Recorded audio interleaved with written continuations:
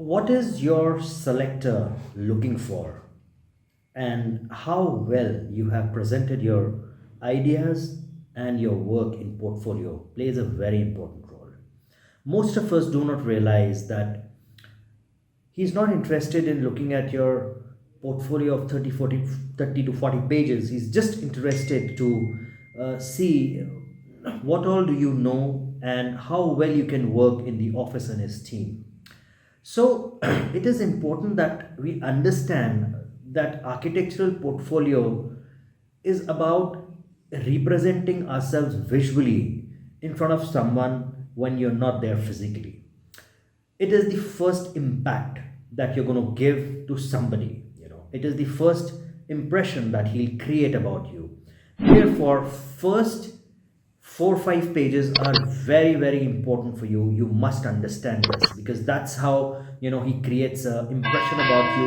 And if he's really interested and he likes these 5 6 pages, then he'll scroll down to your complete portfolio and have better understanding of what kind of work you really want to give. Now you must understand that when you're talking of a visual appearance, there are certain aspects to it. uh, this involves presentation, technical drawings, group work ability, on site knowledge and understanding, how well the composition has been done, the kind of softwares that have been used, and also the sequence or the hierarchy in which you have presented this in your portfolio. And the general size of the portfolio should be about anything from 25 to 35 pages. It should not be more than 35 pages, because we get sometimes portfolios which are 60 pages, 70 pages, 80 pages, and we realize that student has really not been very selective in sending the work. It apparently looks as if he has copied it, and pasted here as it is and made his portfolio. So if you think that bigger the portfolio, it is going to be more impactful and you're showing more work, trust me, in professional practice, one doesn't get so much of time that he's going to go through all the pages and read all the pages. He's going to be very very selective, very very choosy, and hence your ability to represent yourself in the portfolio has to be very very strong. When I say this, there has to be a hierarchy, there has to be a sequence in which you're going to present the work. In my office, I get somewhere around 80 to 140 applications on an average, if I talk about. And trust me, this video is out of my experience, and I would love to share that if you put your portfolio in this sequence, it's going to be very helpful to you. So first is, try and put your practical experience. If you've done any site, you've been to the site, you've observed something, you have made any working drawings, or you've done anything which is practical on site, that's very very impressive. Then you need to set up uh, works of your third year or fourth year, or the last semester of your just a semester before of your internship, so that that work comes first, because that project will be of a little bigger scale. Your ability to express will be more, it will have many aspects to it. This could, and then you can talk about your green building efficiency, energy efficiency in the building, sciography, or if you played with materials, if you played with senses, with colors, with scales and proportions, and so many things. So all that has to reflect in those. So try and arrange it in a manner that the bigger projects come on the initial pages, and likewise, and go out, document those things. You must have done your measure drawing, you must have been to the market survey, you must have been to site visits. So you do your photography, you do your sketching, you do you observe things, you analyze it, you kind of make it in your frame in order to put it up in the right way. So it is always advisable to put this information as a part of your portfolio. What we generally observe is that after the whole portfolio gets over, in the last 1 or 2 slides, you put your photography and you put your sketching. it apparently looks as if this has just been added to say that yes, I do this photography and I do this kind of sketching. But it has to be an integral part of your portfolio, as you do your 3Ds, and you do your views. So you have a plan, and then you have your 3D and views. So it looks like an integrated part of it, not something which is separate. So it is important for you to understand that whatever skills you are representing, it should be a part of the portfolio, not like something which is in isolation altogether.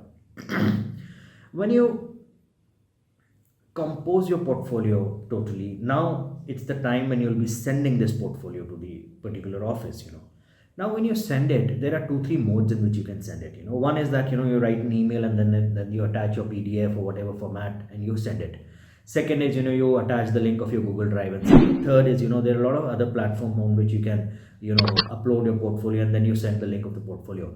Now remember, none of the professionals have time to register onto any other platform just to see your portfolio.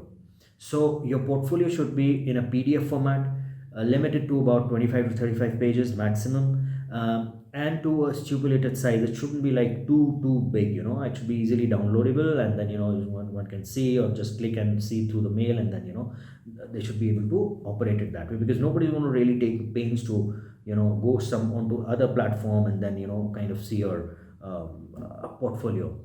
Then if I talk of the overall composition of the, a lot of times we see that students do make a black base. Sometimes you do a blue base, and sometimes you have beige with texture, sometimes gray, and a lot of other colors.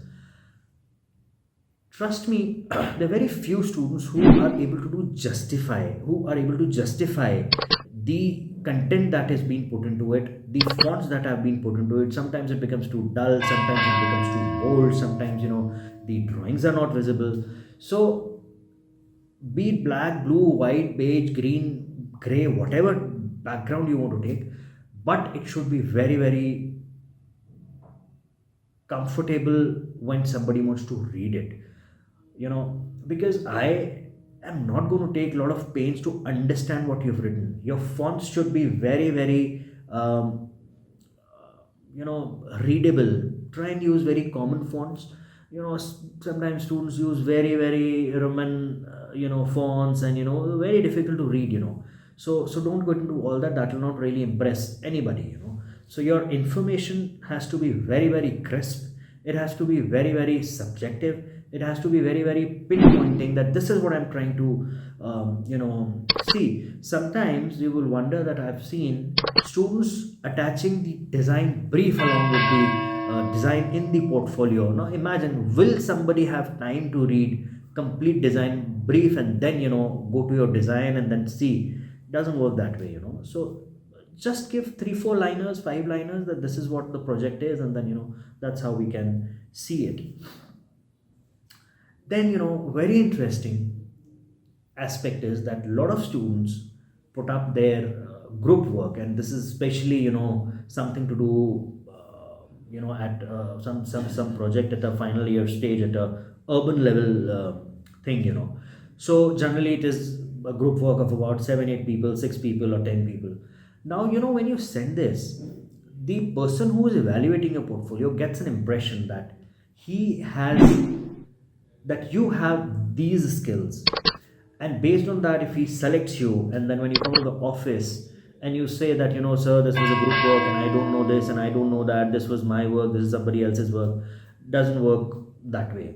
So whenever you are putting a group work, you must mention very clearly, in any format, in any form, that this is your work, so that one can easily evaluate the kind of work that you have done in that particular drawing. So your evaluation will be genuine, which is very, very important. Otherwise, when you go to the office and the other person has this impression that blah blah blah blah, and then there's going to be a tug of war between the two, which shouldn't really happen. Also, it is suggested that when you apply somewhere in the portfolio or in the email or anywhere, you must also write the minimum number of days that you want the internship for. You can also write that, this is what I'm looking for in the internship. Also, if you are keen on, you can also write the stipend that you're actually looking for, because sometimes there's a gap there also. So I hope this video is going to be very useful to you. I have shared all this with my experience. It's not something that I've read somewhere. There are so many applications that come to us in our office, and we have to really, really scrutiny. We kind of shortlist students and candidates with a great effort. And yeah, these are some common things which I found were there in the portfolio. So I thought I'll come and I'll share, so that when you apply for your internship, your portfolio becomes much more meaningful, and it becomes priority for your selection. If you know anybody who's preparing for their architecture portfolios or will be preparing shortly, I would request you to kindly share this video to them. I'll be very thankful to you. Have a nice day. Thank you so much.